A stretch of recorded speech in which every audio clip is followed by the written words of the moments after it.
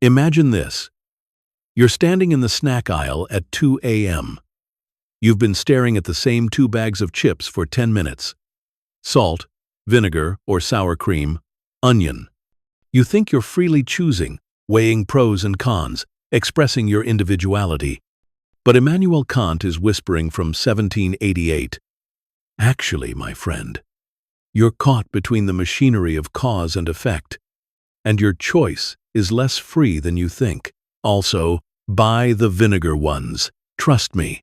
Welcome to tonight's sleep story, where we'll drift through the labyrinth of Kant's philosophy like half-awake philosophers in pajamas. Together, we'll ask, is free will real, or is it just cosmic clickbait? Don't worry. You won't need a powdered wig, a PhD, or the ability to pronounce Critique of Pure Reason without sighing. I'll guide you gently through Kant's world, balancing his dense philosophy with soft descriptions, a few jokes, and the occasional reminder that you are, in fact, lying in bed, not trapped in a lecture hall in Königsberg. So close your eyes, breathe deeply, and as the soothing hum of existence swirls around you, let's wander into the strange, comforting, and slightly hilarious thought world of Immanuel Kant. A world where time and space might just be mental wallpaper. Morality requires acting like your grandmother is watching, and freedom may not be about choosing chips at all, but about living in a way that honors your inner dignity. Tonight, we're not fighting to stay awake. We're floating into dreamland on the back of Kant's philosophy. So, fluff your pillow, relax your jaw, and let's step into the twilight where sleep and philosophy meet. Take a deep breath in and let it out slowly. Feel your chest rise like the careful ticking of an old pocket watch, and fall again with the soft inevitability of gravity. Another breath in, another breath out. Imagine yourself settling deeper into your bed, your pillow cradling your head like the most faithful of friends. Now, with each breath, allow the busy chatter of the day to fade. The emails, the errands, the "what on earth should I make for dinner?" thoughts. Let them all dissolve into the background like a chalk drawing in the rain. As you soften into the rhythm of your own breathing, I'd like to take you to a quiet town in East Prussia, many years ago, a place called Königsberg. The year could be 1780 or 1790. Time feels loose here, as though it is just one long, careful stroll along cobblestone streets. Picture narrow alleys, lined with houses that tilt ever so slightly from centuries of wind. Imagine the air, crisp and cool, carrying with it the faint smell of the river Pregel and the distant tolling of church bells. And somewhere, behind a neatly kept door with hinges that probably squeaked like all respectable 18th-century doors, lives a man named Immanuel Kant. He is not a rock star philosopher, not the kind of thinker who chased scandal or shouted in the marketplace. No. Kant lived his life with such order and predictability that even the pigeons on his street seemed to know his schedule. His neighbors joked that they could set their clocks by him, and they weren't really joking. Every day, he woke at 5 in the morning. Every day, he sipped tea while reading. Every day, he lectured, he wrote, he walked, he dined, he slept. If Kant were alive today, his smartwatch would probably explode from sheer happiness at finally finding someone who closes all their rings without fail. Breathe in again, slowly. Picture Kant waking up, precisely at dawn, his hair powdered white, his suit pressed and formal, even though no one but his books would see him for hours. He believed in discipline, in structure, in rhythm. There was a serenity to it, a reassurance, like the lull of waves rolling against the shore. Even now, as you drift in bed, you can borrow a little of that reassurance. Your breathing finds its own rhythm, your body its own structure. Imagine him sitting at his desk, a modest wooden table, ink pots neatly arranged, papers stacked in clean piles. The room itself was unremarkable: plain walls, shelves of books, no extravagance. And yet, from this quiet simplicity came thoughts that would reshape the way humans understood knowledge, morality, and reality itself. Isn't it strange that a man who barely traveled more than a few miles from his hometown could map out the very boundaries of human reason? It's as though his little desk was less a piece of furniture and more a control panel for the universe. Take another breath. Let it out with a sigh. You may be imagining the silence of Königsberg, broken only by the clip-clop of hooves on cobblestone. Kant listens too, but he listens differently. For him, the world is a kind of puzzle. Every sound, a clue. Every breath, a hint of something larger.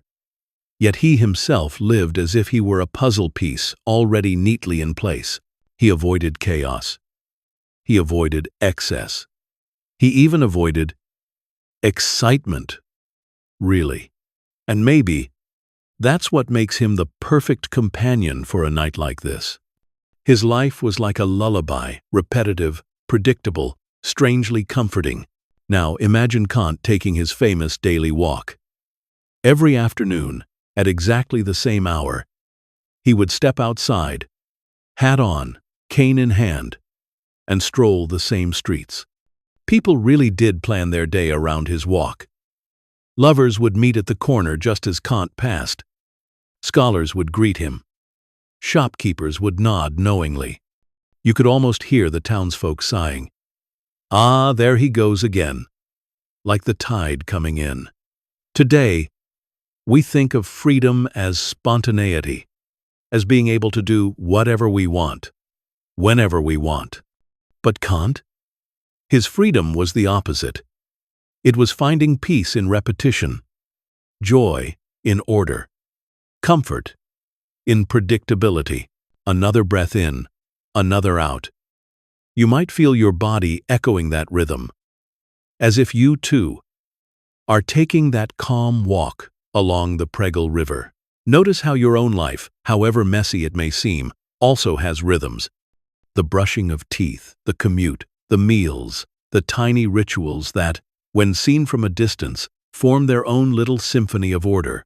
Perhaps, without realizing it, we all live more like Kant than we'd think.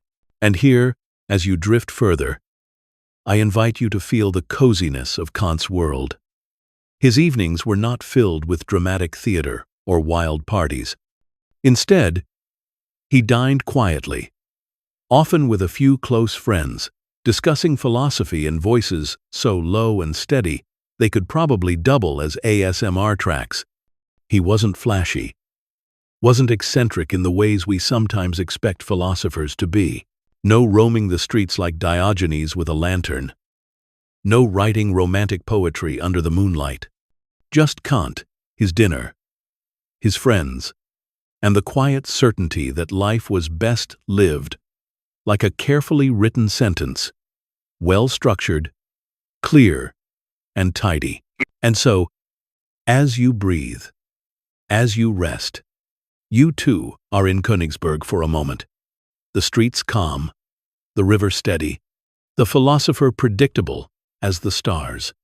Let the serenity of that life wash over you, not as a demand to copy it, but as a permission to slow down, to trust rhythm, to embrace the order you already have.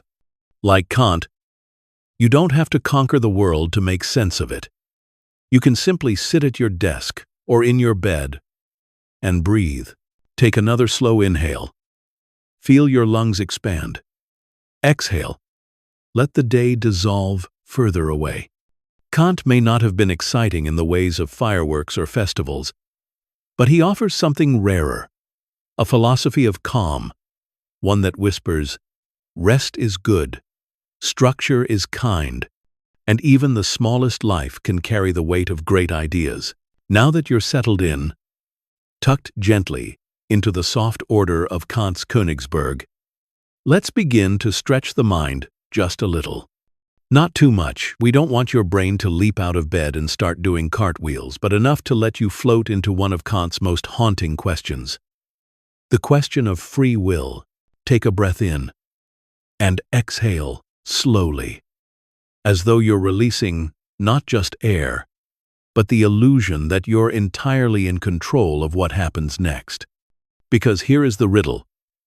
Are you free, or are you simply a puppet of causality? Imagine, for a moment, you're standing at a bakery. In front of you, there's a display of pastries so glorious they could bring a tear to your eye. Croissants, danishes, maybe a slice of Black Forest cake that looks like it's auditioning for a food magazine. You think, I will freely choose this croissant because I am the master of my destiny and the captain of my breakfast. But Kant, smiling with the kind of politeness only Germans in powdered wigs can manage, might tap you on the shoulder and say, actually, your so-called choice was determined by a chain of causes stretching back to your very birth. Guten Appetit. Breathe in, breathe out. Notice the strange feeling that comes with that thought. If everything is determined, your hunger, your tastes, even your decision to listen to this sleep story right now, then what does it mean to say you are free? Do you really choose? Or do you just follow the dominoes of cause and effect, tumbling endlessly? Kant inherited this problem from centuries of philosophers before him. The rationalists and the empiricists, arguing back and forth like philosophers always do, had left a kind of tangled knot. Some said freedom was impossible, that everything was caused, from the planet spinning to your decision to wear mismatched socks today. Others insisted we must be free, otherwise morality collapses, because how can you be blamed for stealing a cookie if the universe programmed you to do it? Kant looked at this mess and decided to do what he always did. Tidy it up, put it in categories, and explain how both sides were, in a way, right. His solution is subtle. But first, we need to feel the paradox in our bones. Take another deep breath and picture yourself as a marionette. Strings attached to your arms, your legs, your thoughts. Every action you take, every word you speak, pulled by invisible strings of prior causes. Why did you pick up that book last week? Because you saw it on a shelf. Why did you see it? Because you happened to walk into that store. Why did you walk in? Because you missed the bus. Why did you miss the bus? Because you overslept. Why did you oversleep? Because Netflix added a new show, and you accidentally watched 6 episodes. And why did Netflix add it? Because, well, let's not blame Kant for that one. Still, the point is clear. Every action seems linked to another, stretching backward, like a long chain into the past. This is the world of causality, the realm of nature, where everything is governed by laws. Rocks fall, rivers flow, humans get distracted by shiny screens, and in this world, freedom seems like a fairy tale. But, and here's where Kant raises an eyebrow and leans in, we also experience ourselves as free. You can feel it now, even in the softness of your sheets, the gentle rise and fall of your chest. There is something inside you that insists, I am not just a puppet. I choose. I decide. I am more than just cause and effect. This inner sense of freedom is undeniable. Even people who claim not to believe in free will still get mad when someone cuts in front of them in line. If everything is determined, then why be angry? But oh, the anger comes anyway, because something inside us believes in choice. Kant called this the great riddle of freedom. And instead of saying one side is wrong, he said, both sides are true, but in different ways. When we look at ourselves as part of the natural world, we see ourselves determined, every action caused by prior events. But when we look inward, when we experience ourselves as agents, we cannot help but feel free. It is as if we live in two perspectives at once, the outside view of science and the inside view of lived experience. Take another breath. Let it sink in that Kant wasn't trying to trick you or depress you. He wasn't saying your life is meaningless, like a Netflix series that gets canceled after one season. He was saying that our sense of freedom is real, but it belongs to a different way of thinking than the chain of natural causes. It belongs to the moral dimension, to the way we see ourselves not just as things in the world, but as beings who can rise above instinct and desire. You see, for Kant, the freedom that matters is not whether you choose chocolate or vanilla ice cream. That choice might well be caused by your past, your taste buds, even the temperature outside. The real freedom is whether you can act according to principles you choose for yourself, principles that could apply universally. That is the freedom of morality. So as you lie there, half dreaming, imagine your life as both a story written by causes and a story you are still writing. You are both the puppet and the puppeteer. You are both carried by the chain of events and the one who, at a deeper level, can choose how to respond. Kant knew this wasn't simple. But then again, life rarely island. As you breathe in once more and let it out slowly, remember that for Kant, the myth of free will is not the end of the story. It is the beginning of a more subtle understanding. A freedom not of impulse, but of dignity. A freedom not of breakfast pastries, but of principles. Close your eyes again and let your breathing settle into something calm and steady. Inhale, slow and quiet, like drawing back the curtains at dawn. Exhale, soft and certain, like the creak of an old wooden floorboard as someone rises from bed. With that rhythm, imagine Immanuel Kant's life unfolding, not as a story full of unpredictable twists, but as the most consistent clockwork you can imagine. Kant was the kind of man who believed in discipline so much that his very existence became a sort of calendar for the entire town of Königsberg. People joked that they could set their watches by him, but it wasn't exactly a joke. Picture yourself living in that little city in the late 18th century. The morning air is chilly, the river is calm, and somewhere, down the street, you see the same man in the same hat, stepping out of the same doorway at the same exact time as yesterday, and the day before, and the day before that. If you were late to work, you didn't check a sundial, you looked out the window for Kant. He was punctuality embodied, punctuality with legs and a powdered wig. He woke every day at precisely 5:00 a.m. No snooze button, no rolling over for just 5 more minutes. Kant believed in the power of order, and that began with dragging himself out of bed at the same hour, regardless of weather, mood, or the temptation of staying cozy. Perhaps you know the sensation of battling your alarm clock in the morning, negotiating with it like a tiny enemy. Kant never negotiated. He rose as if pulled upward by some unseen string of cosmic duty. Once awake, he drank tea, always tea, never coffee. He believed coffee was too stimulating, though historians debate whether this was out of prudence or simply habit. He measured out his leaves with such precision that you'd think he was conducting a scientific experiment, which, in a way, he was. For Kant, everything in life was an experiment in orderliness.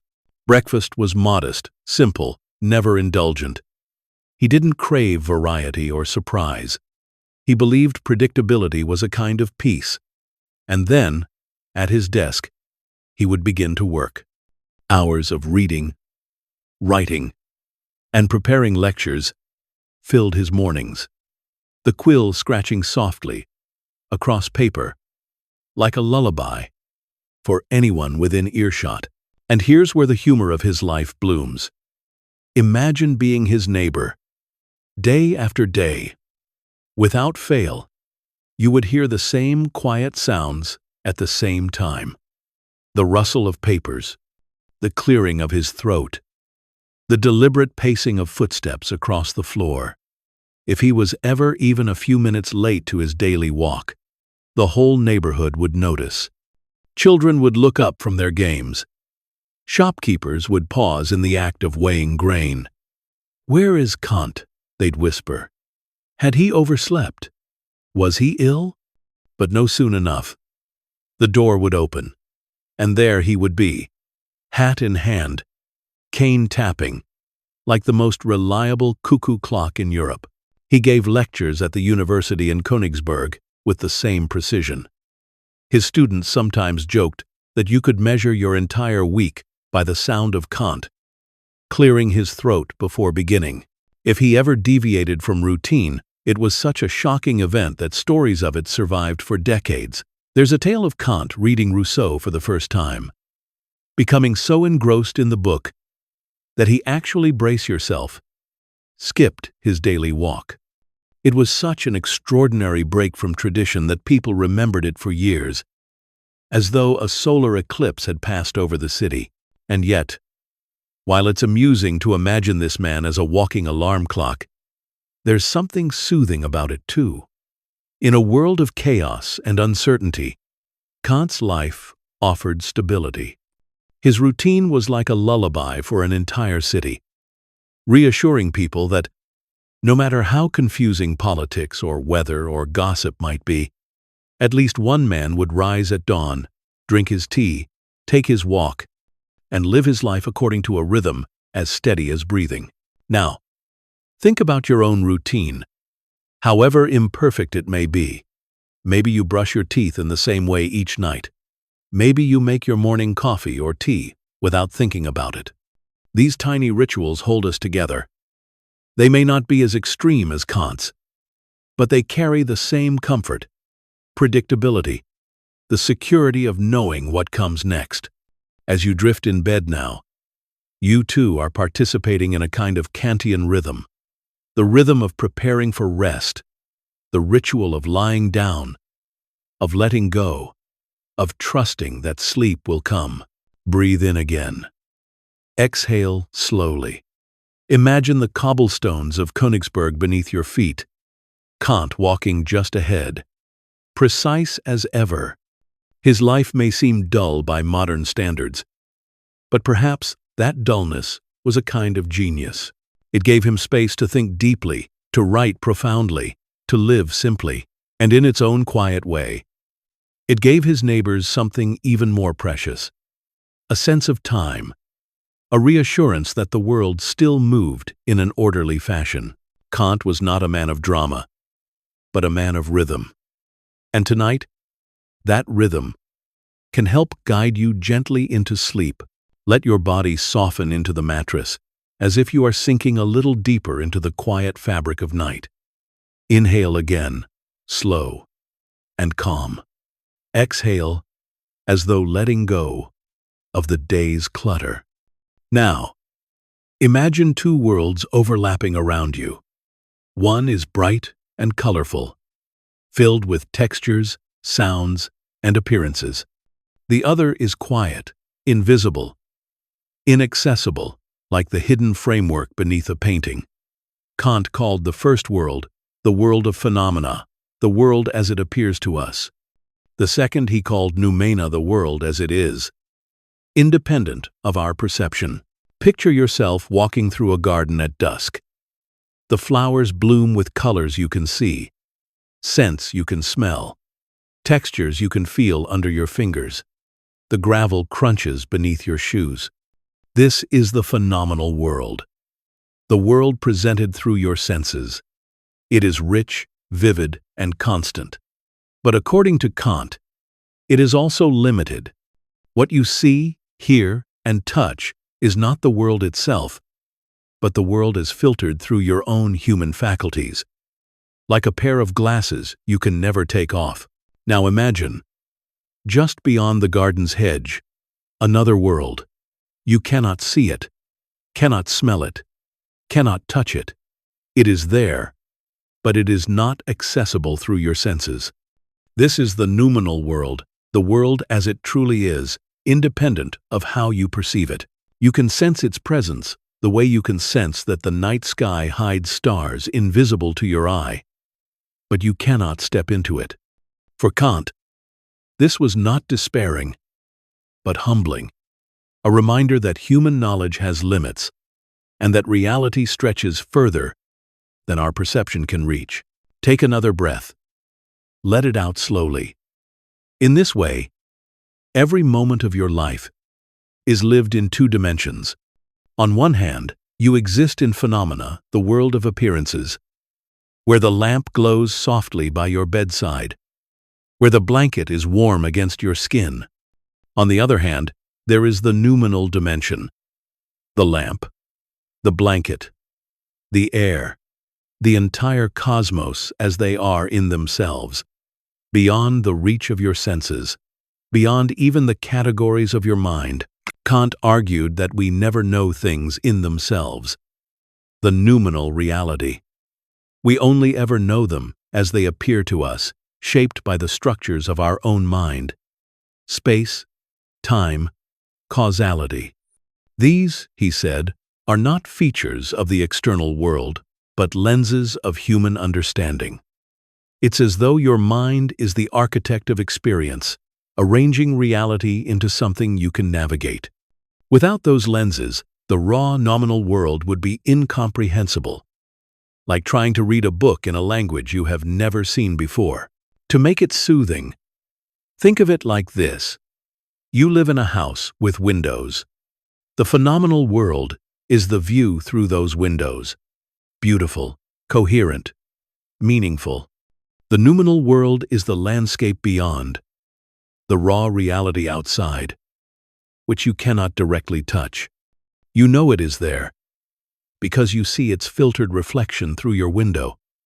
But you can never climb outside and see it in its naked form. And maybe that's all right. Windows keep us safe, help us frame the world in ways we can understand. Breathe in again. Imagine your mind as a gentle artist, painting the world of appearances around you.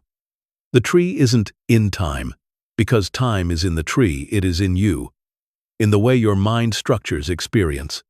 Every sound you hear, every color you perceive, is filtered and shaped, so that you can move through existence without being overwhelmed.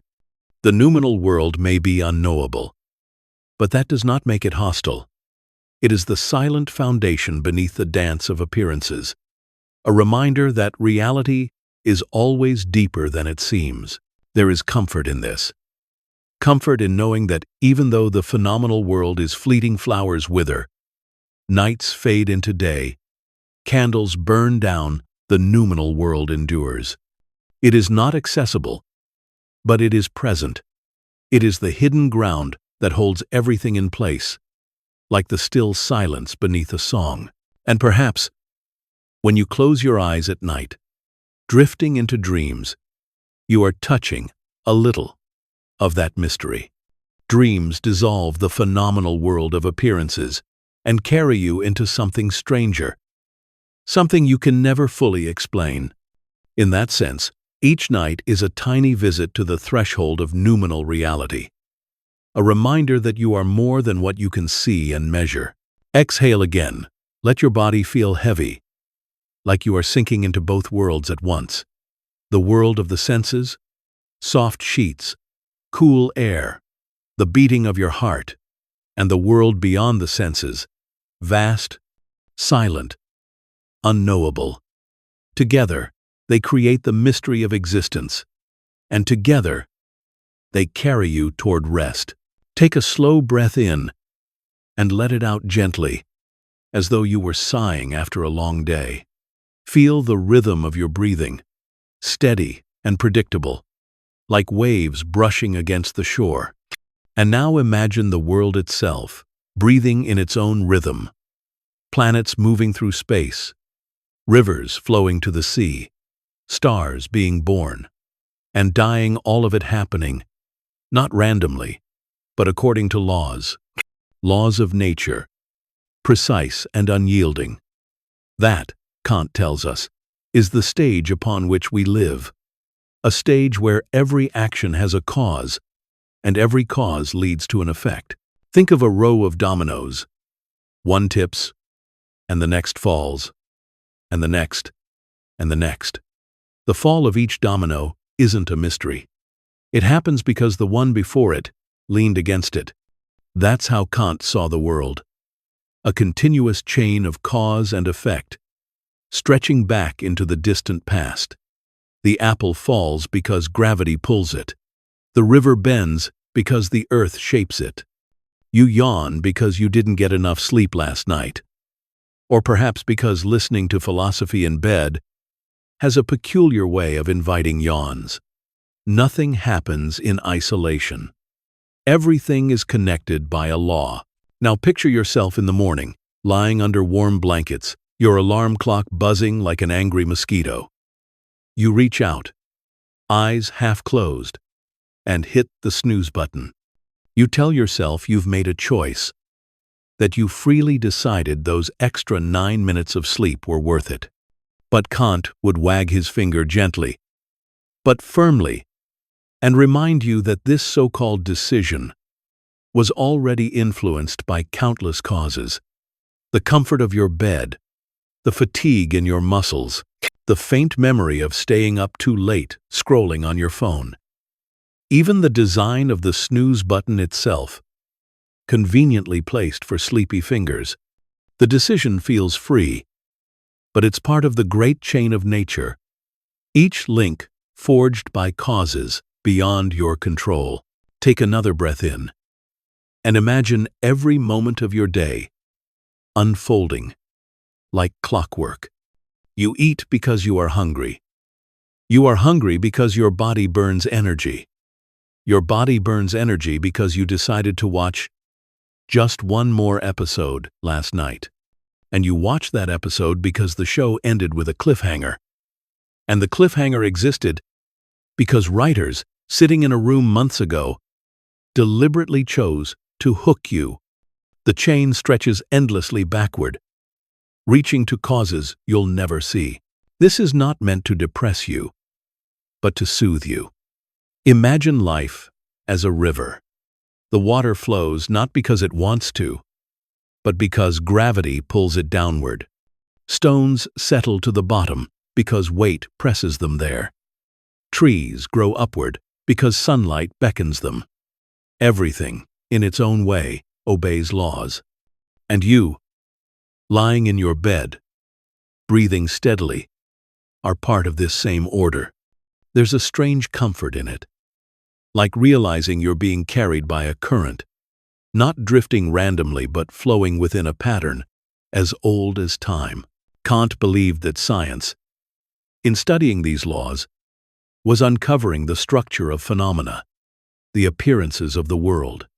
Newton's laws of motion, gravity, the way heat travels, the way light bends, all of these are glimpses of the grand machinery. And if you've ever watched billiard balls colliding on a table, you know what it looks like in miniature. One strikes, the other moves. The second strikes a third, and onward they go. Cause, effect. Cause, effect. A little chain reaction of physics, visible right before your eyes. Now, of course, your alarm clock snooze feels a little more personal than a billiard ball. And here lies the tension. If everything is bound by law, then are you too? Is your body just another billiard ball bouncing around the table of the universe? Kant admitted this is how it looks from the outside. To an observer, every action you take can be explained as the result of something else. Hunger, fatigue, habit, even caffeine levels. You are part of nature, and nature is law, governed. And yet, as you exhale softly, notice how your body feels in this moment. Relaxed, heavy, calm. That too has causes. The dimness of your room, the weight of the blankets, the rhythm of your breath. It's all part of a larger order. Even your decision to listen to this story tonight has its causes: curiosity, interest in philosophy, perhaps even the hope of falling asleep a little faster. None of these came from nowhere. They are part of the chain. But Kant didn't stop there. He recognized that if we only see ourselves as links in this chain, freedom vanishes. Every choice dissolves into causes. Every decision is determined. Your life becomes like a movie you're watching for the second time. You already know what's going to happen, even if the characters don't. And yet, when you look inward, you feel free. The tension between these two perspectives, the causal order of nature and the lived sense of freedom, was one of Kant's great puzzles. As you breathe in again, picture this paradox as a calm stream beneath a starry sky. On the surface, the water flows according to gravity, predictable, determined. But when you look up, the stars remind you that there is more than surface flow. There are mysteries above and beyond. Kant never denied the laws of cause and effect. He believed they ruled the world of appearances. But he also believed that human beings experience something beyond appearances, something that cannot be reduced to billiard balls and alarm clocks. That something, he thought, was freedom in the moral sense. But before we reach that escape, let the thought of cause and effect cradle you for a moment. You are not separate from the order of nature. You are woven into it, a part of its rhythm. The rain falls because of clouds. The clouds form because of heat. The heat comes from the sun. The sun burns because of fusion. And you lie here because of all of it. The grandest forces and the smallest choices all connected. Like dominoes falling in silence, the chain continues. Now, take another slow breath in and let it out gently. The chain of cause and effect may sound endless, but Kant offers an escape hatch, a surprising one. He tells us, freedom isn't found in the snacks you choose or the alarm clock you snooze. Real freedom lies elsewhere. It lies in morality. At first, that sounds almost disappointing. We might want freedom to mean choosing between croissants and muffins, or deciding whether to binge-watch one more episode. But Kant thought those choices are too entangled in causes: hunger, habit, mood, to really count as free. He wanted to find a kind of freedom that stood outside the domino chain, a freedom that couldn't be explained away by fatigue, or caffeine, or advertising. And for him, that freedom was the freedom to act morally. Imagine, for a moment, that you're walking down the street and you see someone drop their wallet. You could keep it. Maybe you need the money. Maybe you feel tempted. But you also know you could return it. In that moment, Kant would say, your choice isn't about hunger or fatigue. It isn't about impulses or preferences. It's about principle. To return the wallet because it is right, that, for Kant, is freedom. Not the freedom of doing whatever you feel like, but the freedom of obeying a law you give yourself, a law rooted in reason and morality. Breathe in. Exhale slowly. Kant called this the categorical imperative, which sounds grand, but really it's simple at heart. Act only according to the rule that you could wish to become a universal law. In other words, ask yourself, what if everyone did this? If everyone kept lost wallets, trust would vanish. If everyone returned them, trust would flourish. End of cease. D. Ev. ev, end of m. To act from that perspective is to act freely. It may sound paradoxical. You are free when you bind yourself to duty. But in that paradox lies Kant's vision of human dignity. Think of it like this. When you hit the snooze button, you're following a cause, fatigue. When you eat the croissant, you're following another cause, hunger. But when you choose to act morally, you step outside the stream of natural causality. You're no longer just a billiard ball bouncing off another. You're an author, writing a law for yourself and for all rational beings. That, Kant believed, was the truest kind of freedom. And here is the soothing part. Freedom, in this sense, isn't about endless options. It isn't about overwhelming menus or infinite scrolling. It is about clarity. It is about living in harmony with principles that you can trust. Principles that don't shift with every mood or impulse. Imagine how peaceful it is to rest in that clarity. Instead of asking endlessly, "What should I do? What do I want? What feels good?" you ask, "What is right?" And the answer, though not always easy, is steady. Breathe again. Feel the steadiness in your own chest, the rhythm of your breath. That too is a kind of law, not imposed by others, but a natural rhythm you carry. Kant saw morality as a rhythm of reason within us, and when we follow it, we are not puppets pulled by appetite or circumstance. We are free. Of course, Kant was not naive. He knew people often act from desire, from fear, from habit. He knew it is hard to live by principle when temptation whispers. But he believed that even the awareness of duty shows we are free. Because we can feel the tension between what we want and what we ought. And in that tension lies the proof of freedom. A machine cannot feel that conflict. A river cannot rebel against gravity. But you, lying there in your bed, can know what is right, even when it is difficult. And that knowledge is the mark of freedom. So let yourself sink deeper now. The freedom Kant offers is not frantic, not chaotic. It is calm, structured, rooted in reason. It is a freedom that does not depend on croissants, or snooze buttons, or the push and pull of appetite. It is a freedom of dignity, a freedom that whispers, "I can rise above causes. I can choose to be more than nature's puppet.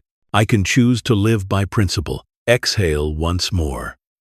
Rest in the thought that freedom, true freedom, is not about being unbound, but about being bound to what is good.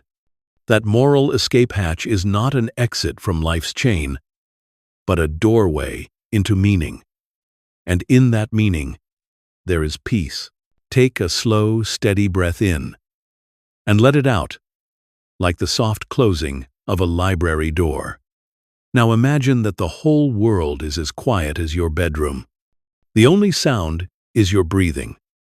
And perhaps, in the distance, the creak of the universe asking you one simple but puzzling question. What if everyone behaved exactly as you do? That, in essence, is Immanuel Kant's categorical imperative. It sounds grand, like the name of a spaceship, but it's simply the rule that you should act only on maxims. That is, personal rules of behavior that you would be willing to see become universal laws. In other words, don't make an exception of yourself. If you wouldn't want the whole world to do it, then you probably shouldn't either. Now, before you roll over and mutter, "That's too heavy for bedtime," let's soften it. Picture this. You're in the kitchen at midnight. You open the cupboard and see a box of cookies. You know you could sneak one, nobody's watching. The thought flickers through your mind. It's just one cookie. But then Kant appears. Not in your kitchen physically, of course. He's too polite for that. But in your imagination. Powdered wig and all. He clears his throat and says, "Ah, but could you will a world where everyone takes cookies without asking? Would you still get a cookie tomorrow if everyone lived by that rule?" Suddenly, the cookie becomes a moral dilemma. The beauty of this principle is that it's not about commandments handed down from above. It's about reasoning for yourself. You ask, would this action make sense if everyone did it? And that question, while simple, opens the door to some funny bedtime examples. Imagine socks with sandals. Maybe you secretly enjoy the comfort, the snug embrace of cotton under your Birkenstocks. But before you step outside, Kant whispers, could you will a world where everyone wears socks with sandals? Picture it.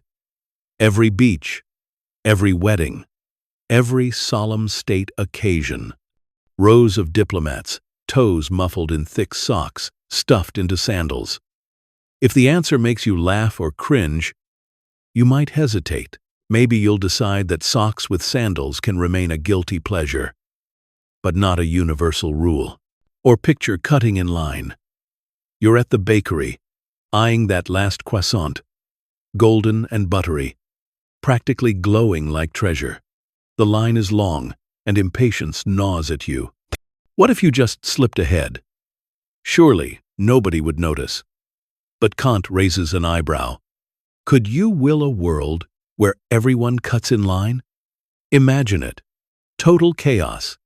A bakery that resembles a rugby match. Croissants flying like shrapnel. Nobody ever getting what they want, because lines no longer exist. The answer is clear. The universal law of line, cutting, would destroy bakeries, and maybe civilization itself. As you breathe in and out, think of how calming it is that Kant's rule is not a list of do's and don'ts, but a way of thinking. It takes the guesswork out of morality. You don't have to memorize 10,000 rules.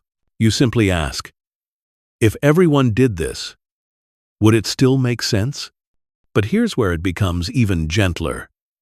Imagine a bedtime ritual, like brushing your teeth. You might be tired, tempted to skip it. But what if everyone skipped brushing? A universal world of morning breath. Dentists wringing their hands in despair. Toothpaste companies going bankrupt. Suddenly, the act of brushing becomes a small moral contribution to humanity. You're not just cleaning your teeth, you're upholding a world where freshness survives. The categorical imperative invites you to see your life as connected to everyone else's. Each small act, from honesty to kindness, becomes part of a larger fabric. And lying here in bed, that fabric feels like a soft blanket wrapping you. The thought that you are not alone in your choices, that every act is part of something bigger, is strangely comforting. Even sillier examples work too. Imagine if you made it a rule to hit snooze 10 times every morning. That's fine for you, maybe. But imagine if everyone did it. Workplaces silent until noon. Entire cities waking up groggy and confused. Or imagine if you always left your laundry unfolded, piling it up like a mountain. If everyone did it, entire neighborhoods would vanish beneath avalanches of shirts. And so, slowly, you begin to see that Kant's rule applies everywhere. Even in the most ordinary, even in the most funny. Take another breath. Notice how this principle, far from being harsh or demanding, actually simplifies life. You don't have to ask whether you'll get caught or whether something feels nice. You ask whether it could hold as a law for all. It's a kind of bedtime wisdom. Live in a way that would make sense if multiplied by billions. Now, relax into the idea that your life has dignity, not because of flashy choices, but because every decision carries weight. Returning the wallet, being honest in small matters, choosing kindness over impatience. Each one is a thread in the universal tapestry. And with that thought, you can let yourself drift deeper, knowing that even in sleep, you are part of a greater rhythm, a law that is not imposed on you, but chosen by you.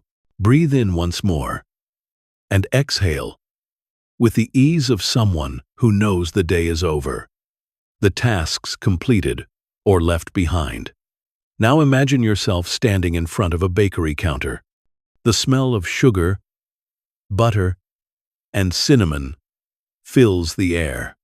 The glass case gleams with rows of donuts, powdered, glazed, sprinkled, filled with jam that oozes like little secrets. Your stomach says yes. Your eyes say yes. Your very soul says yes. And then Kant clears his throat in the corner of your mind and asks, "But are you doing it because it feels good or because it's right?" Here lies one of Kant's most important distinctions: the difference between acting from inclination and acting from duty. Inclination is when you do something because you want to, because it pleases you, because it satisfies some craving. Duty is when you do something because it is right, regardless of how you feel about it. Take another breath. Slow and steady. Kant believed that true morality appears not when you follow your desires, but when you act in spite of them. The sweetness of the donut is not a moral act, it's just sugar meeting tongue. Returning a wallet when you'd rather keep it, that's morality. Helping a friend even when you're tired, that's morality. Acting from duty, not from craving. Now, picture this in bedtime imagery. Imagine you're lying under the covers, warm and drowsy, when you suddenly remember you promised to feed your neighbor's cat. Inclination whispers, "Stay in bed. The cat will be fine." Cats are independent. But duty tugs at you. You gave your word. And so, with effort, you rise, put on your slippers, shuffle to the neighbor's house, and feed the waiting creature. That, for Kant, is true freedom. Not freedom from cause and effect, not freedom to indulge, but freedom to obey the law of duty you've given yourself. Think of how often we confuse the two. Eating the donut feels like a choice, but it is merely following appetite. Hitting snooze feels like a decision, but it is fatigue steering the wheel. True moral freedom is rarer. It shows itself when you resist the pull of inclination and act from principle. And yet, there's something gentle here. Kant is not asking you to deny all pleasure. He isn't anti-donut, anti-laughter, or anti-nap. He is simply saying that morality cannot be built on pleasure alone, because pleasure is fickle. What feels good today may feel empty tomorrow. But duty endures. Acting rightly, regardless of how you feel, carries a dignity that sweetness and sprinkles cannot match. Take a breath in. Exhale slowly. Imagine the calm strength of duty as a rhythm inside you. It isn't loud, it isn't flashy, but it is steady. It is like the steady heartbeat beneath your chest, like the rhythm of breath itself. And when you live by duty, Kant says, you are free in the highest sense. Imagine two people donating to charity. One gives because it makes them feel warm and fuzzy. The other gives because they know it is right, even if they feel nothing. Both acts help. But Kant insists the second has true moral worth, because it is rooted not in inclination, but in duty. Now let that thought cradle you. Inclination is like sugar, it melts quickly, delightful but fleeting. Duty is like stone. It endures, steady, unshaken. And when you choose duty, you step into the realm of genuine freedom, not tossed by cravings, but anchored in principle. So tonight, as you drift further, think of donuts. Yes, sweet, soft, tempting. But also think of duty, firm, clear, dignified. You may never have to choose between the two at midnight, but you live the difference every day. And in that difference lies Kant's quiet wisdom, that the truest freedom and the deepest peace come not from doing what feels good, but from doing what is right. Breathe in gently. Let the air fill your chest, and release it slowly, like the hush of curtains falling after a long play. In this calm space, imagine that freedom isn't just the ability to click whatever button you want on your remote control. Freedom, at least according to Kant, is something much deeper, much quieter, and infinitely more dignified. We often think freedom means options. You scroll through Netflix and see 5,000 shows you could watch. That feels like freedom, doesn't it? But then you realize the interface itself is designed to keep you scrolling. The thumbnails flash. The autoplay begins. Before you know it, you've lost 2 hours to a documentary about competitive hot dog eating, even though you swear you were going to bed early. That doesn't feel like freedom anymore. It feels like you were nudged, herded, gently hypnotized by autoplay. Kant would call this illusionary freedom. Sure, you felt like you were choosing, but really you were following impulses, habits, or clever programming designed to exploit them. That's not autonomy. That's the opposite. True freedom, Kant said, is self-rule autonomy. It's not doing what your cravings or algorithms push you toward. It's acting from laws you've given yourself. Laws that reason dictates. Imagine yourself at bedtime. Your phone buzzes with a new notification. The glow of the screen tempts you. You want to check, just for a moment. But you pause. You remind yourself of your own principle. I will sleep on time, because rest is necessary for my well-being. That pause, that deliberate moment where you act according to your own law, rather than the tug of distraction that is autonomy. It might not feel glamorous, but it is the highest kind of freedom. According to Kant, take another breath. Let it out slowly. You can feel the dignity of that kind of choice. It isn't reactive. It isn't shallow. It's not about cravings or dopamine hits. It's about respecting yourself as a rational being who can rise above impulse. Kant thought this kind of dignity separates us from the rest of nature. Animals follow instinct, machines follow programming, but human beings can step back, reflect, and choose based on principles. It may sound heavy, but let's soften it with imagery. Picture yourself as the conductor of your own orchestra. Each instrument represents an impulse. Hunger, tiredness, curiosity, laziness, ambition. Left alone, they all play at once, clashing into a noisy mess. But when you raise your baton, when you assert autonomy, they come into harmony. You are not eliminating the instruments. You are guiding them under a law you've chosen. That harmony is dignity. Now, of course, life doesn't always feel like an orchestra. Sometimes it feels more like trying to stop popcorn from jumping out of the pan. Your impulses bounce everywhere. Netflix pulls you one way, your fridge another, your phone another. Still, yet even in that chaos, Kant insists, you have the ability to say no, to step back, to live not by impulses but by laws of reason. This doesn't mean Kant wanted us to become joyless robots. He wasn't saying, you should never enjoy Netflix, never indulge in snacks, never let yourself relax. What he wanted was for your choices to come from you, not from autoplay, not from cravings, not from manipulative designs.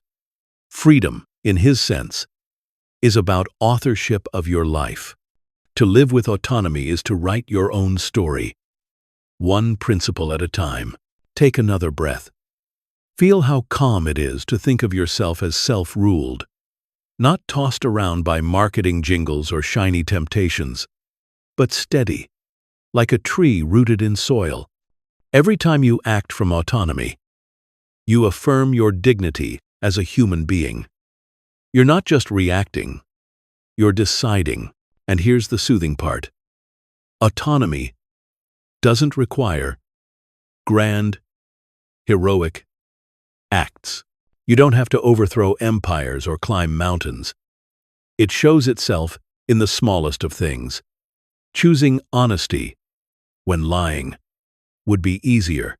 Choosing to keep a promise even when it's inconvenient. Choosing to rest when every device tries to steal your attention. These tiny moments are Kant's vision of dignity in action. Let yourself rest in that thought as your eyes grow heavier. You don't need infinite options to be free. You don't need autoplay to entertain you until you fall asleep. You are free when you follow the law of your own reason. When you act from principles you could will for everyone. And in that, there is a calm strength, a quiet dignity that no algorithm can imitate. Inhale once more, soft and deep, and exhale as if you are releasing all the noise of the day. Now, let your mind drift to one of Kant's most beautiful ideas, his kingdom of ends. Despite the fancy title, it's less like a monarchy with crowns and more like a cozy sleepover where everyone agrees to treat each other with respect. The principle is simple.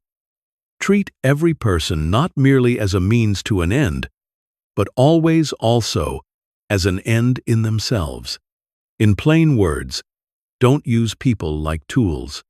Respect them as beings with their own dignity, their own goals, their own lives. Imagine a sleepover. You and your friends are lounging in sleeping bags. Someone has brought snacks, cookies, chips, maybe even that sacred bag of gummy bears. Now, one way to act would be to manipulate your friend into handing over the gummies. You say, "Hey, can I hold the bag for you?"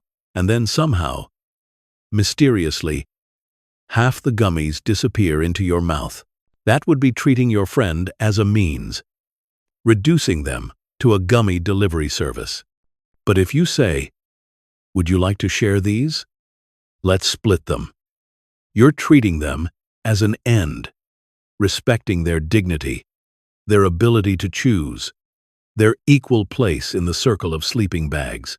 Kant believed morality depends on this principle. Every time you see another person, you are not just meeting an obstacle or a resource. You are meeting a being with infinite worth, not because of what they can do for you, but because of what they are in themselves. Think of it like this.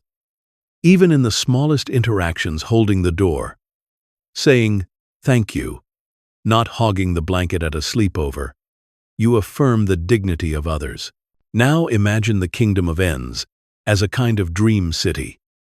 In this city, everyone follows the categorical imperative. Nobody lies, nobody manipulates, nobody uses others. Instead, every person respects every other as a co-legislator of morality. It's like being in a world where everyone agrees to share snacks fairly, where bedtime arguments about who gets the softest pillow dissolve into quiet respect. In this kingdom, there are no subjects and rulers. Everyone is sovereign, and yet everyone is equal. Take another slow breath. Think about how restful such a world would be. No suspicion, no need to worry whether kindness hides an ulterior motive. Every person treated as precious, never as disposable. It may sound like a fantasy, but for Kant, it was an ideal worth striving toward. Even if we can't live in the kingdom of ends perfectly, we can orient ourselves toward it with each small act. Now, to soften the edges with humor, imagine someone at the sleepover who only wants the blanket for themselves. They grab it, roll over, cocoon-like, leaving everyone else shivering. That's treating others as means, using their patience and politeness to satisfy your own comfort. The kingdom of ends approach would be to say, there's enough blanket for all of us. Let's share. You see, even bedtime blankets become moral parables under Kant. And here's the calming part. This principle isn't about scolding. It's about seeing the beauty of human dignity. Even when you're tired, even when you're tempted, you can remember, each person is an end. Each person carries worth that is immeasurable. To treat others this way is not just to honor them, it's to honor yourself too. Because in the kingdom of ends, respect flows in both directions. So as you breathe in again, feel how comforting it is to imagine such a world. A world where no one is used. A world where every act is guided by fairness and respect. A world where even gummy bears and blankets are shared without complaint. Kant may not have known about sleepovers, but his kingdom of ends is not so different. It is a moral sleepover for all humanity, where everyone is invited, everyone is respected, and everyone gets their share of snacks before drifting off to sleep. And now, as you sink deeper into your own rest, let that vision wrap around you like a blanket. The thought that you are part of a world of dignity, a world where every being has value beyond measure. In this quiet space, you can rest, knowing that respect, fairness, and kindness are not just lofty ideals. They are the soft pillows and warm snacks of human morality, and they belong to everyone. Take a deep breath in, slow and steady, and let it out like a long exhale after laughing too much at a joke you can't even remember anymore.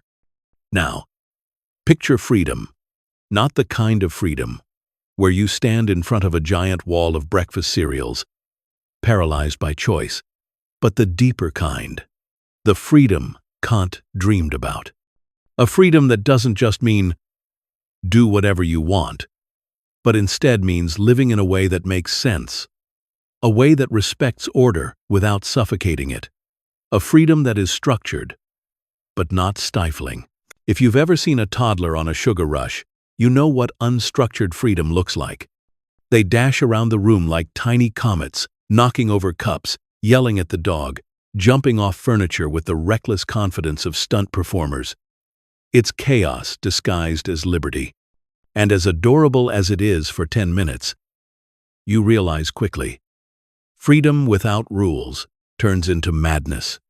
If everyone lived like toddlers with no bedtime, society would resemble an endless birthday party, where the cake never stops arriving, the balloons keep popping, and nobody remembers to clean up the frosting footprints on the ceiling.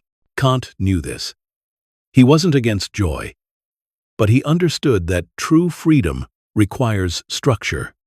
Without moral law, freedom collapses into nonsense. Imagine if everyone really did whatever they wanted, all the time. Traffic lights would be meaningless. Supermarkets would look like scavenger hunts. Sleep schedules would disintegrate into everyone mowing their lawns at midnight. You could never trust a promise, never believe a compliment, never expect your neighbor to return your borrowed lawn chair. It would be exhausting, like living in an improv show where the rule is yes and forever. Breathe in and let the idea sink in like warm tea. For Kant, freedom is not license. Freedom is not the endless buffet of impulses. It is the ability to live under rules of reason that everyone could share. It is like jazz. The improvisation works because there are chords, scales, and rhythm. It is like a cozy bedtime. You might choose which book to read, but the rule of brushing your teeth still holds. Otherwise, the bedtime routine collapses into chaos. And here's the soothing paradox. Morality doesn't cage freedom. It makes it possible. A promise means nothing if breaking it carries no consequence. But when morality is present, when the law of duty is recognized, then your promises mean something. Your choices become real, not just fleeting impulses. It's like drawing a picture. If you have no paper, no boundaries, your crayons make a mess across the table, the wall, the floor. But give yourself the page, the moral law, and suddenly the drawing becomes art.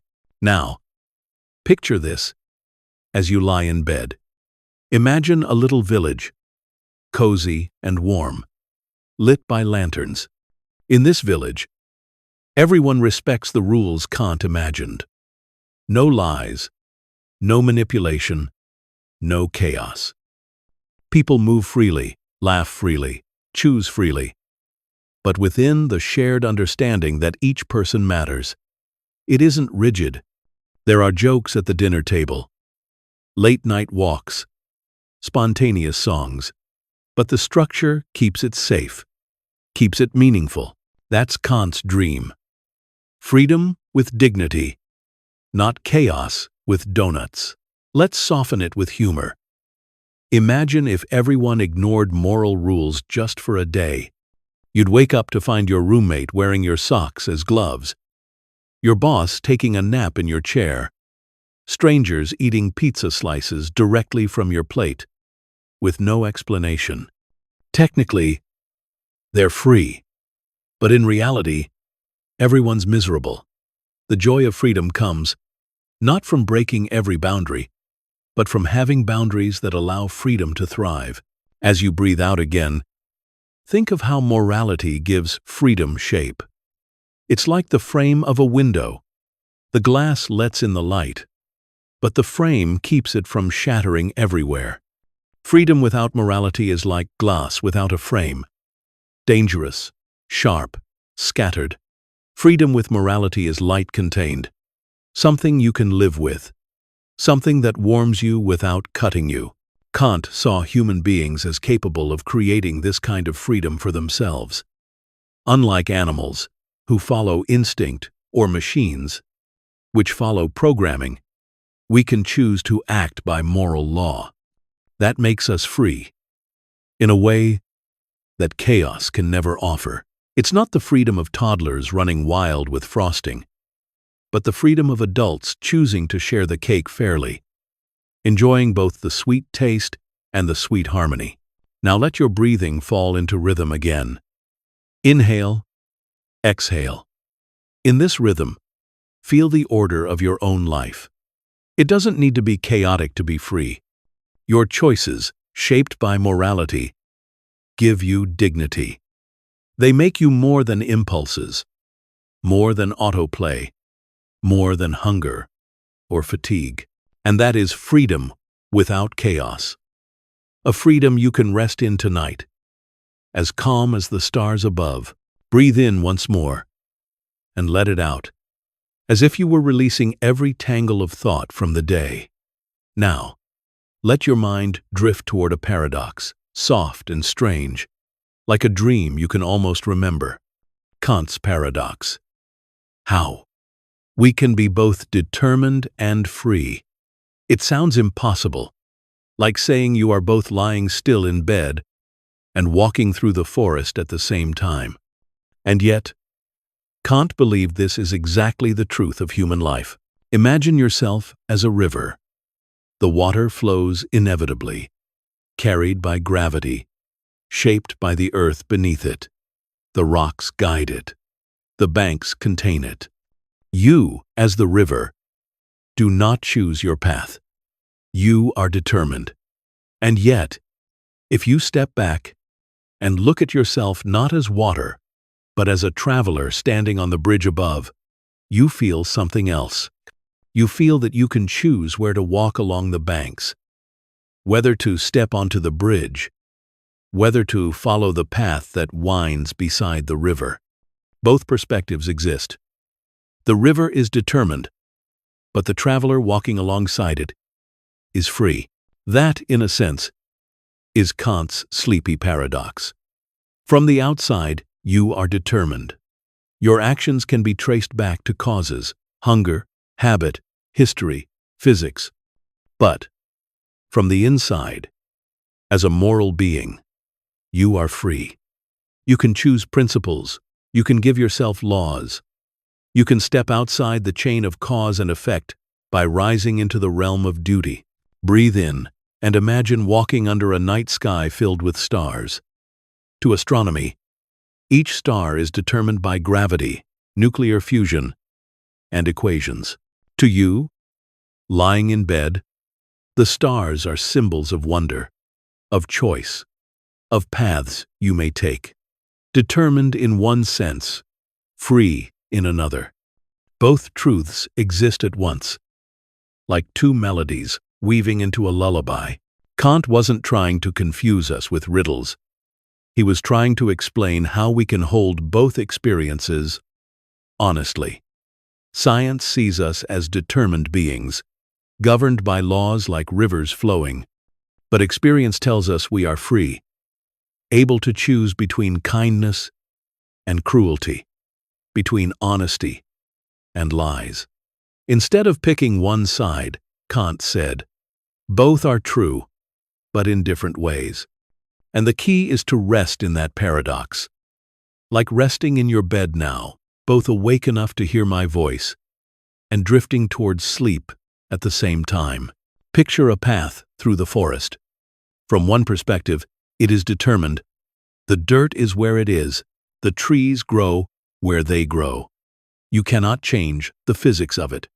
But from another perspective, you are free to walk left or right, to pause, to sit, to gaze at the stars through the branches. Determination and freedom live together, not as enemies, but as companions. Take another breath. Feel the calm of this paradox. It means you don't have to fight the laws of nature. You can accept them, like the river accepts gravity. But within that acceptance, you can also embrace freedom, the freedom of morality, of choice, of principle. You are both carried and choosing, both bound and free, both river and traveler. And perhaps, as your eyelids grow heavier, you can imagine yourself floating between stars, each one a law of nature, precise and eternal. Yet between those stars, vast space stretches freedom, possibility, dignity. Determination provides the structure. Freedom gives it meaning. Together they create a universe you can rest in, steady and vast, lawful and open. So, exhale once more. Let the paradox cradle you. You are both the river flowing and the traveler choosing, both the star burning with necessity and the dreamer gazing at it in wonder. And in that paradox, you can finally drift into sleep, free and determined, held by laws and carried by choice, resting in the mystery that Kant left for us. Take a long breath in, slow and unhurried, and let it out as though you were releasing the last remnants of tension from your day. You might be lying there thinking, Kant lived hundreds of years ago, powdered wigs and horse-drawn carriages. Why should I care what he thought? But here's the thing. Kant's ideas still sneak into your life, like a quiet roommate you didn't realize had moved in. He still matters because the dilemmas he described, freedom, morality, duty, are now wrapped in modern packaging. Algorithms, endless scrolling, and the strange exhaustion of having too many choices. Picture this. You've had a long day. You've settled into bed. You just want to relax with a nice show. You open Netflix, or whichever service you prefer. And suddenly, you are confronted by a library so vast it feels like the Library of Alexandria, except every scroll down shows you more reality TV about baking competitions. You think you are free, you can choose anything. But 10 minutes later, you're paralyzed, caught in choice overload.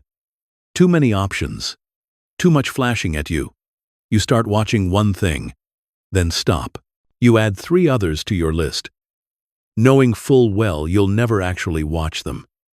And then, somehow, you end up re-watching The Office for the 8th time. Kant would nod knowingly. Because here's the secret. Freedom isn't about how many options you have. Freedom isn't the 5,000 thumbnails glaring at you. Freedom is about autonomy, choosing by principles, not impulses. When you surrender to autoplay, when you click the most colorful square because it shouts the loudest, you're not free. You're being nudged, herded, gently guided like a cow toward a barn. True freedom, Kant would remind you, is stepping back from all that noise and asking, what do I actually want? What's the rule I'd be okay with if everyone followed it? And, importantly, do I really need to start a new 10-episode series at midnight? Take another deep breath. Let it sink in that Kant still matters, because modern life is full of little traps that masquerade as freedom. The algorithms know you. They know what you clicked last week, what you binge-watched, what you scrolled past. They don't need whips or chains, they keep you by predicting your impulses. Kant's idea of autonomy, living by your own law, not by impulses or manipulation, feels more urgent than ever. Think of habits, too. We often say, I'm free to do what I want. But how much of what we do is habit? Checking our phones before we even get out of bed, grabbing snacks without hunger, saying yes when we want to say no. Kant would look at habits not with disdain, but with caution. He'd remind us that when you're on autopilot, you're not acting freely. You're determined by causes, fatigue, routine, the buzz of a notification. Real freedom is rare, precious, and worth practicing. Imagine Kant looking over your shoulder while you scroll endlessly. He wouldn't scold. He'd simply clear his throat and ask, is this really your choice? Or are you being swept along? And you might pause long enough to realize that the most radical act of freedom in the 21st century might be turning off autoplay and actually going to bed on time. Now, soften the thought with a smile. Kant isn't about guilt or finger-wagging. He's about dignity, about treating yourself not as a puppet of impulse, but as a being capable of reason. His ideas matter now because modern life is noisy. It tells us that freedom is choice overload, that happiness is constant stimulation, that worth is measured in likes and views. Kant whispers another message. Freedom is autonomy. Happiness is living by principle. Worth is inherent, not measured by metrics. So breathe in once more. Exhale gently. You might feel the relief in knowing that Kant still speaks to our world. He still helps us sort through the chaos of algorithms, the pressure of habits, the paralysis of endless menus. His thought is a soft reminder. Your dignity is not in how much you consume, but in how you choose. And that choice, grounded in principle, is the kind of freedom you can rest in, even as sleep comes quietly to meet you. Inhale deeply, and as you exhale, picture yourself tucked warmly under the blankets, your room dim, the world quiet. Now, imagine that Kant's categorical imperative, that lofty rule about acting only in ways you'd want everyone to act, is not a stiff philosophical law, but a cozy bedtime companion. What would it look like to live by it in the soft, silly world of bedtime? Start with pajamas. Suppose you're thinking, I'll wear the same pajamas all week. No washing necessary. It feels harmless. Just you. Just your cozy flannel. But then you ask the Kantian question, what if everyone did this? A world of unwashed pajamas. Beds smelling faintly like forgotten gym bags. Laundromats closing in despair.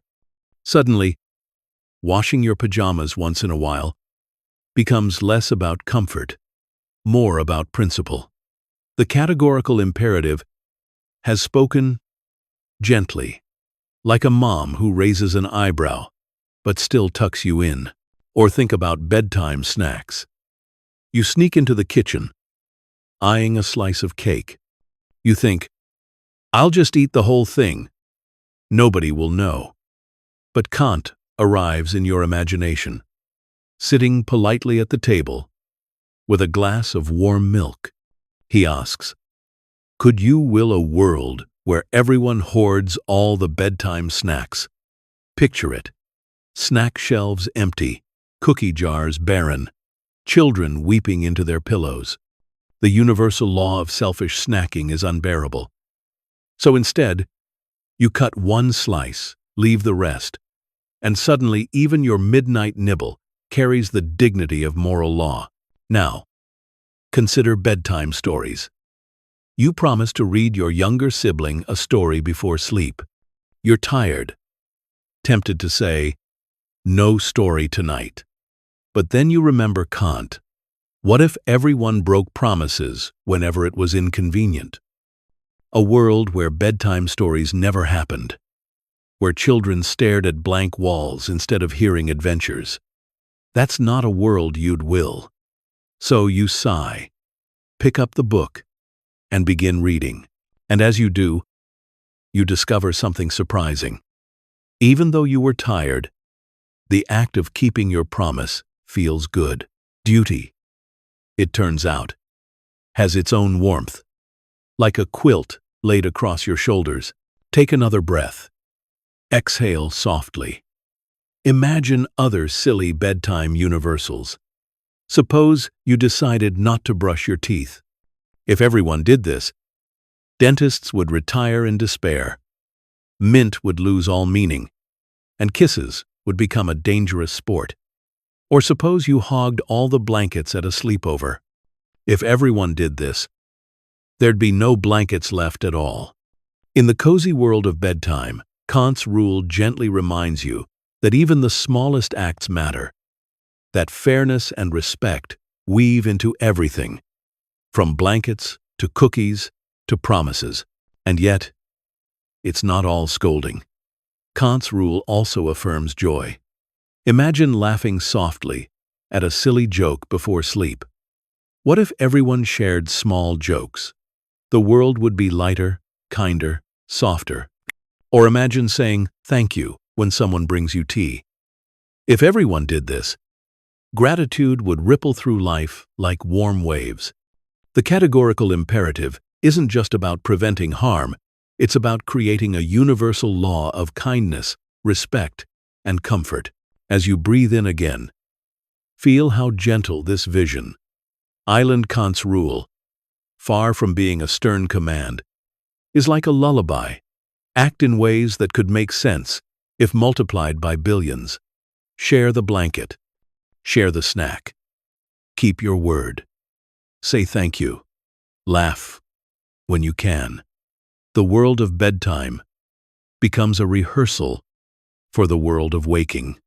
And in both, the categorical imperative guides you not like a dictator, but like a gentle nightlight, casting warmth and direction.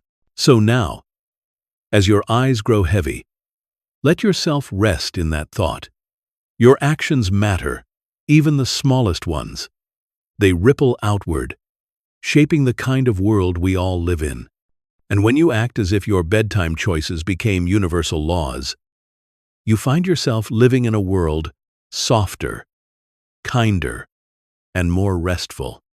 A world Kant would be proud of, and one you can drift into, blanket pulled tight. As sleep slowly gathers you, take a slow breath in and let it out like the sigh of a cat curling up on a warm blanket. You've traveled far with Kant already. His alarm clock regularity, his rules about morality, his insistence on dignity and autonomy. But philosophy is a conversation, and no philosopher is without critics.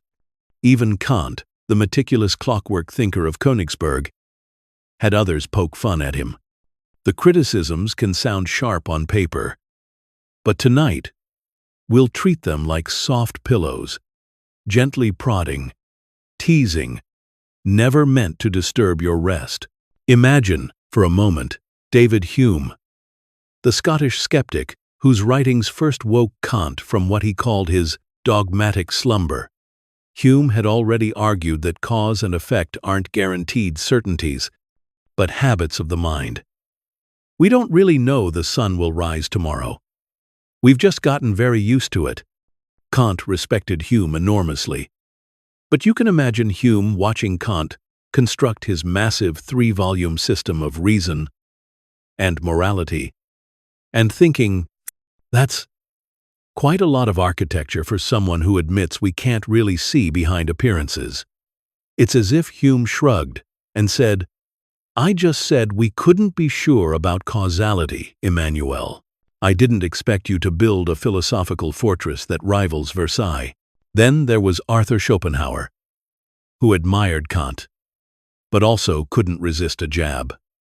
Schopenhauer agreed that there is a difference between the world as it appears and the world as it island, but he thought Kant was too cautious, too unwilling to peek behind the curtains. Kant said, we cannot know the noumenal world. Schopenhauer replied, of course we can. It's will. The universe is driven by a blind, restless striving. If Kant was the polite dinner guest who said, we can never know what's in the soup, Schopenhauer barged into the kitchen and declared, it's definitely cabbage. Even Friedrich Nietzsche, that wild, hammer-wielding philosopher, had his critiques. Nietzsche looked at Kant's insistence on universal law and morality and muttered something like, sounds a lot like the old commandments dressed up in rational clothing. To Nietzsche, Kant's emphasis on duty was just another way of limiting human creativity. Nietzsche wanted life-affirming art, passion, spontaneity, while Kant kept talking about brushing your teeth because it's your duty, not because you like the minty taste. Imagine Nietzsche rolling his eyes, twirling his mustache, and saying, Emmanuel, loosen up. But the critiques weren't all harsh. Some were playful. Philosophers and historians have often chuckled at Kant's regularity. The image of neighbors setting their clocks by his daily walk became almost legendary. One wit supposedly remarked that Kant's philosophy might have been influenced less by reason and more by indigestion from his carefully timed meals. Imagine, if you will, a philosopher's digestion shaping the critique of pure reason. It's not true, of course, but the humor itself points to how seriously Kant took order in every sphere. Then there were the romantics, poets and dreamers, who lived in Kant's wake. They thought his distinction between phenomena and noumena was too severe, too clinical. Why deny mystery, they said. Why build a wall between what we see and what is? They painted in colors, wrote in songs, and danced in moonlight, while Kant sharpened his quills and asked whether lying could be universalized.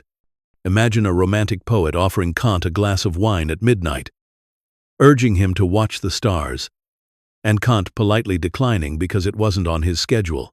Breathe in again, and exhale softly. The critiques remind us that philosophy is never settled, always in conversation. Some said Kant was too strict, others that he was too cautious, still others that his system was too heavy for ordinary life. And yet, even as they poked fun, they took him seriously. They argued with him because his ideas were powerful enough to demand responses. That's the strange comfort of criticism in philosophy. It's a form of respect.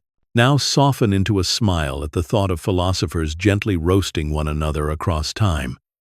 It's like an eternal dinner party where everyone keeps interrupting each other with footnotes.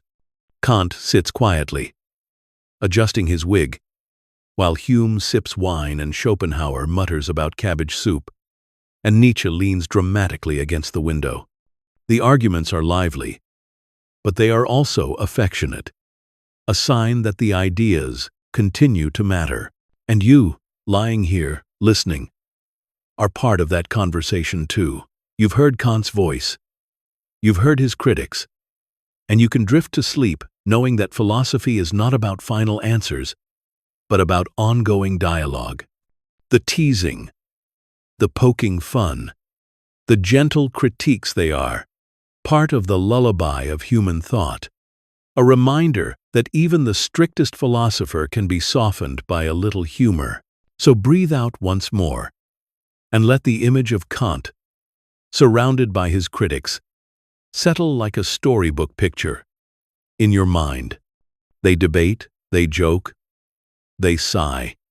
But through it all, Kant's quiet dignity remains. He is not above criticism, but he is never diminished by it. And as you close your eyes, you can rest in that same dignity. The peace of knowing that to be questioned, to be teased, even to be critiqued, is to be part of something larger, a human conversation that goes on and on. Like the ticking of Kant's clock in the quiet of Königsberg. Take another deep breath in, slow and easy, and let it out with the calmness of someone finally crawling under a heavy quilt. Now, think of duty. The word may sound stiff, like a schoolteacher calling roll, but Kant saw it as something more tender, more comforting. Duty, to him, was not a prison, but a pillow, a structure that gives life shape, a rhythm that soothes, the coziness of knowing what must be done. Picture your nightly routine. You brush your teeth, you wash your face, you turn down the covers. None of it is thrilling, but all of it is comforting. Kant would say, this is the spirit of duty, doing the right things, not because they are exciting, but because they make life orderly and meaningful. Just as the morning sun rises, your little duties prepare the day and close the night. Without them, life would feel chaotic, like a bedtime with no pajamas, no blanket, no lullaby. Kant's life itself was proof of this coziness. His neighbors joked about how regular he was, but imagine what that meant for him. Waking at the same time, drinking tea at the same hour, walking the same path. It wasn't prison. It was peace. He never had to wonder or worry. His duties gave him shape, like lines on a page that guide handwriting. The content of the day could vary: lectures, reading, writing. But the routine gave him a comforting framework. Breathe in again, and think about how even morality feels cozy when seen through this lens. Returning a lost wallet, telling the truth, keeping a promise. These may sound like sacrifices, but in reality, they create a world you can trust. A world where you don't have to second guess, where you don't lie awake wondering if people will betray you. Duty builds trust, and trust is as comforting as a warm blanket shared on a cold night. There's humor in it too. Imagine a world where nobody followed duty. Bedtimes would dissolve into chaos. Blankets stolen, lights left on, snacks hoarded. Sleepovers would collapse into squabbles. But when duty prevails, when someone turns off the light, when the blanket is shared, when the last cookie is split, comfort reigns. Duty is cozy because it makes the world safe enough to relax. Kant insisted that acting from duty, even when you don't feel like it, is the highest form of freedom. And here's the strange twist. When you actually do your duty, you often discover it makes you feel better too. Feeding the cat when you'd rather stay in bed, writing the thank you note when you're tired, keeping the promise even when it's inconvenient. These acts leave you warmer inside than giving in to laziness ever could. It's as though duty was secretly a lullaby all along. So now, as your body settles further into rest, think of duty not as stern and rigid, but as cozy and reliable. It is the reason promises matter, the reason bedtime rituals soothe, the reason life feels steady. Kant's philosophy of duty can sound like rules written in stone, but in truth, it is more like soft footsteps in a familiar hallway, guiding you gently to bed. Take one last deep breath for this segment. Let the word duty transform in your mind from something strict into something gentle, a kind of moral quilt covering humanity. Each small act of doing what's right stitches another square into that quilt. And as you drift off, you can feel wrapped in it, safe, structured, and deeply comforted. Take a slow breath in, deep enough that your chest rises gently, and let it out, as though you are releasing the entire day in one long sigh. The pillow cradles your head, the blanket hugs you close, and here you are, in this moment, with no obligations left to carry. Bedtime is when the day softens into memory, when your choices large and small line up like stepping stones behind you. And tonight, we'll wander through those choices, gently, without judgment, only curiosity. You see, Kant would remind you that what makes you truly human is not how many shows you streamed, or how many emails you managed to answer.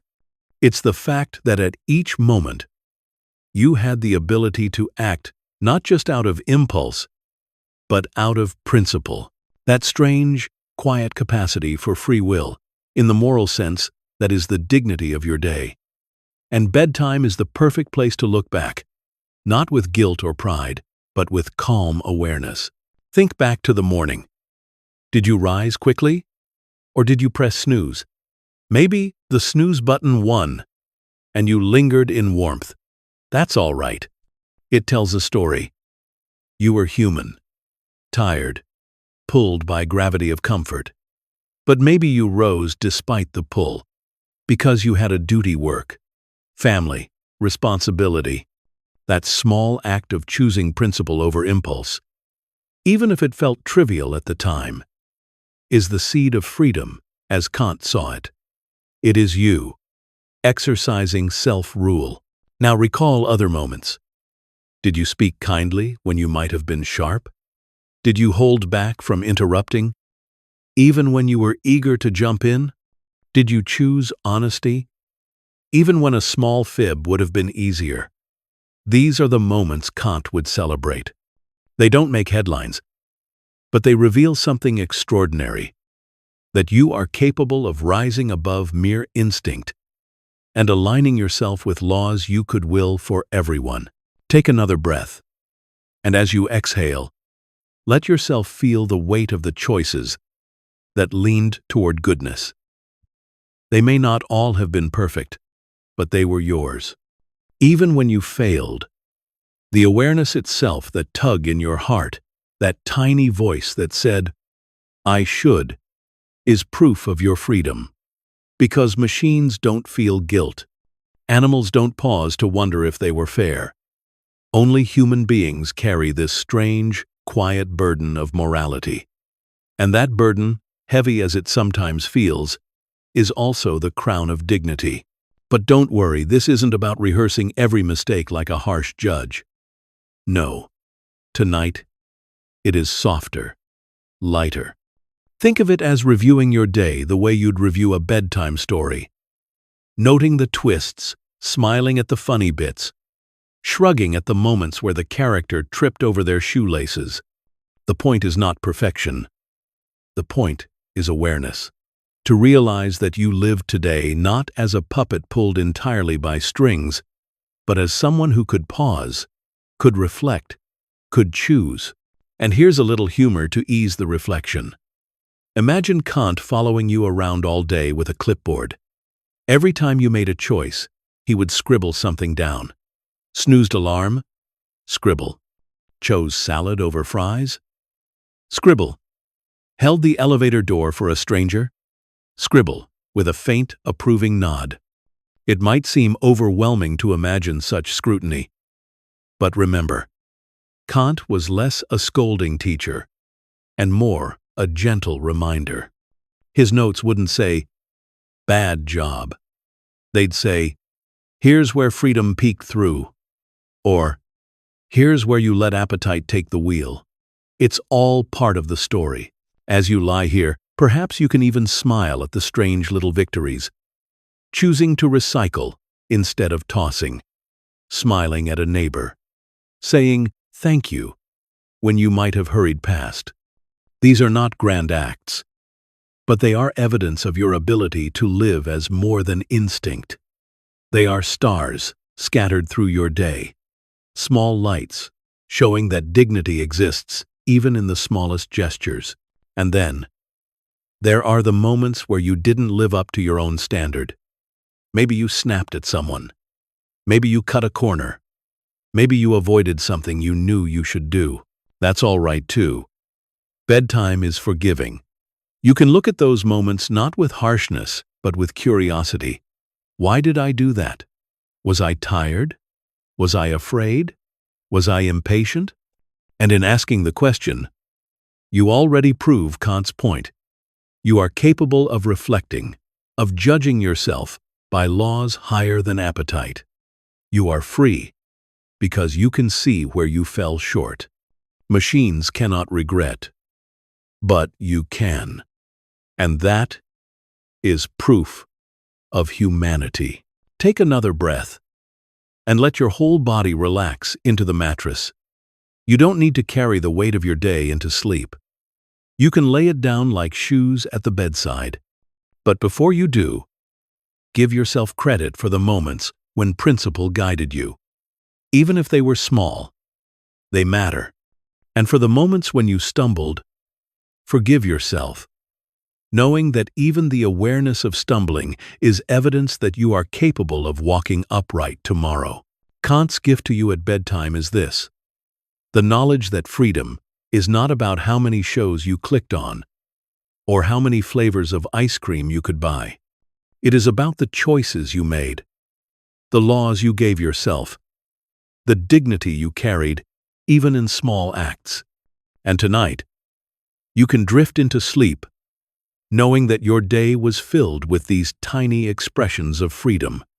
Some successful, some less so, but all part of your humanity. So exhale once more, slow and calm. The day is behind you, the choices are made, the record is written. You can let it all rest now, like a book closed gently on the nightstand. Tomorrow you will choose again, freely, imperfectly, but with dignity. For tonight, you can simply rest in the comfort of knowing that your freedom, though subtle and sometimes fragile, was real. And that is enough. Inhale again, soft and deep, and let it out as though you are exhaling the last candle of the evening. Now, imagine yourself stepping out of your bed and into another time, another place. Königsberg, the city where Kant lived his entire life. It is evening, and the lanterns have been lit. The cobblestones glow faintly, reflecting the warm shimmer of firelight. The air is cool, carrying the scent of river water and wood smoke. You stand at the edge of a narrow street. The houses lean in close, their windows like sleepy eyes, curtains drawn against the night. Somewhere, you hear the faint sound of a carriage wheel, the clop of a horse's hooves fading into the distance. But mostly, there is silence, the kind of silence that feels alive, filled with possibility. Take a step forward and hear your own footsteps tapping against the cobblestones. Each step feels steady, rhythmic, as though the city itself is lulling you with its heartbeat. The lanterns flicker, throwing shadows that dance like gentle spirits along the walls.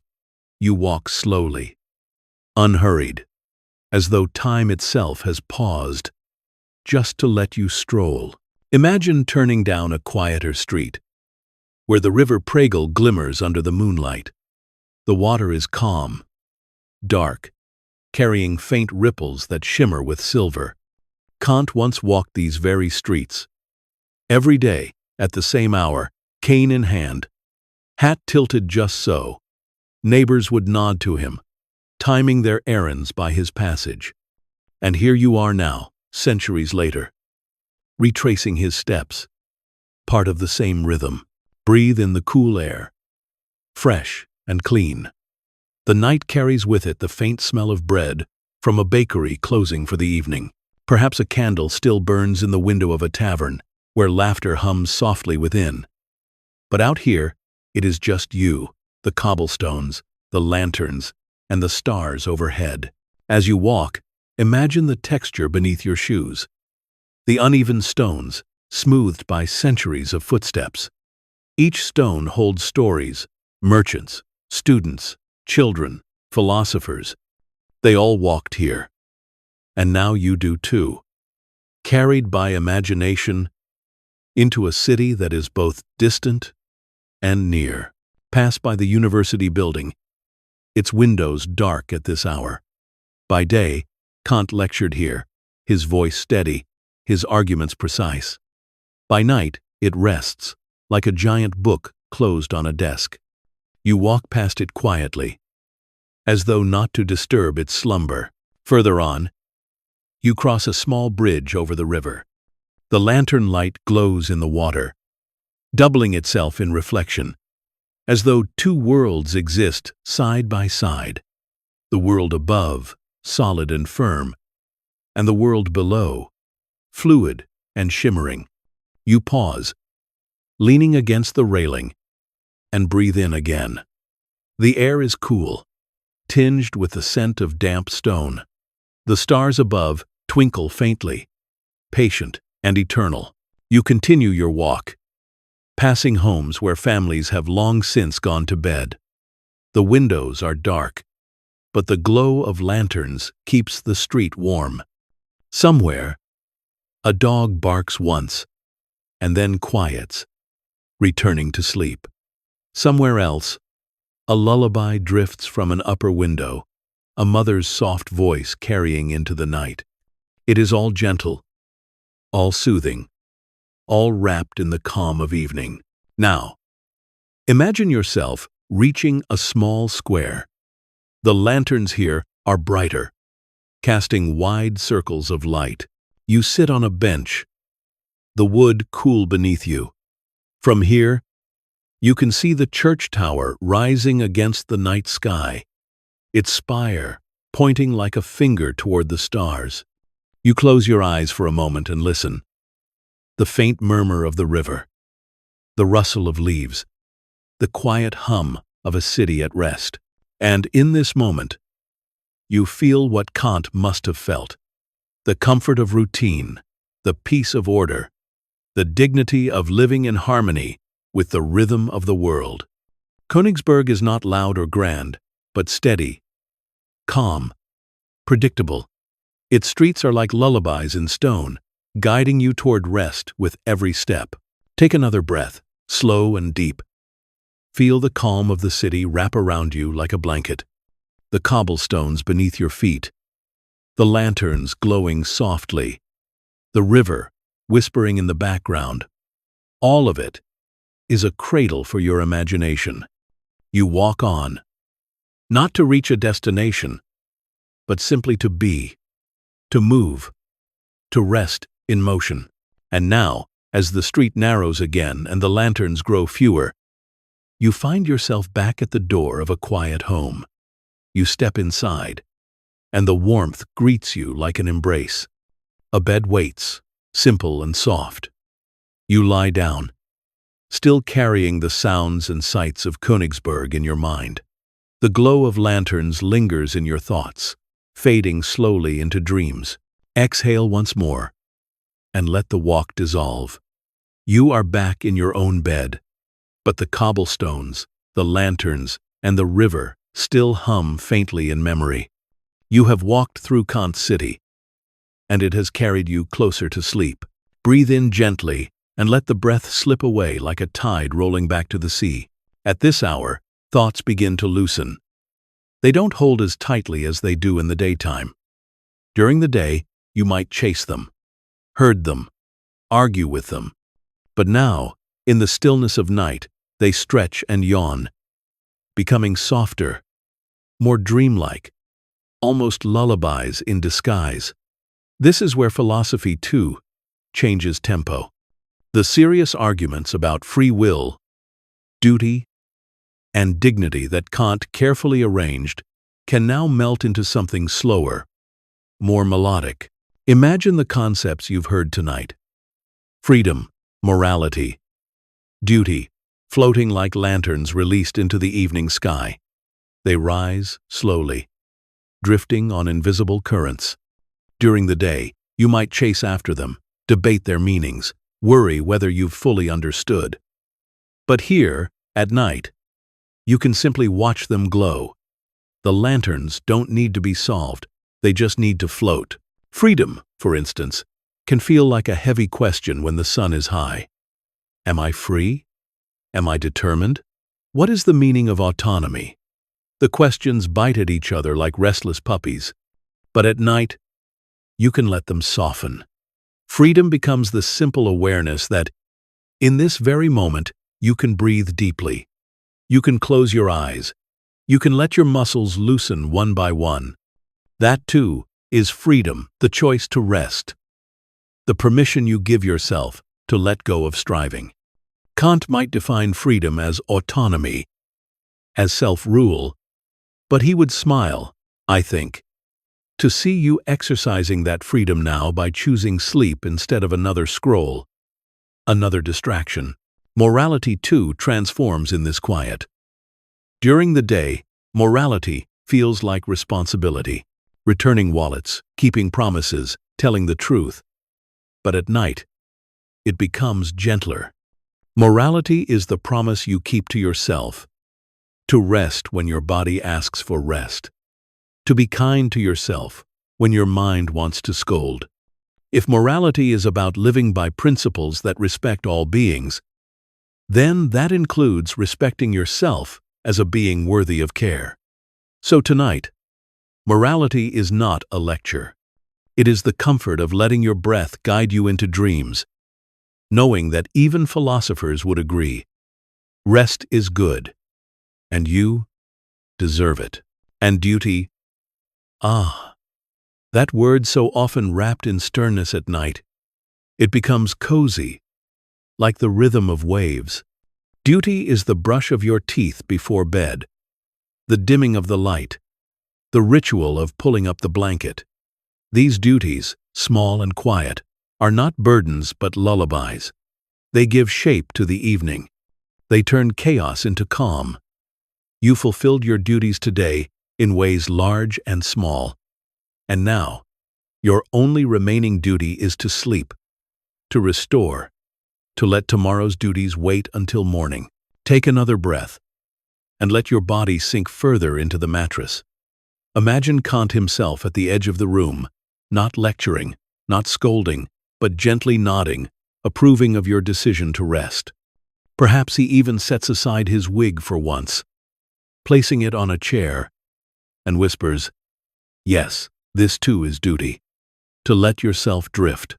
As the lanterns of freedom, morality, and duty float above you in the imagined sky, they begin to merge with stars.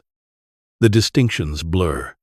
Philosophy, science, questions, answers, all of it becomes part of the night's vast quiet. You don't need to chase them anymore. Let them drift higher, until they are simply stars, twinkling softly as you fall asleep.